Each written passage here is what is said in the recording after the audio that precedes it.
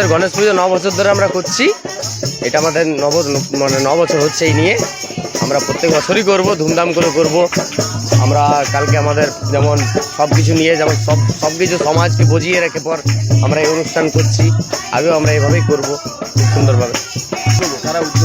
আমরা সব আমাদের সব ভাইরা আছে, ছোট ছেলেরা, পাড়ার আমার ছোট ভাইরা আছে, আমাদের থেকে সিনিয়ররাও আছে কিছু, আমাদের যেমন মা বোনরা আমাদের সাহায্য করে। সবাই মিলে আমরা এই পুজোটা করি।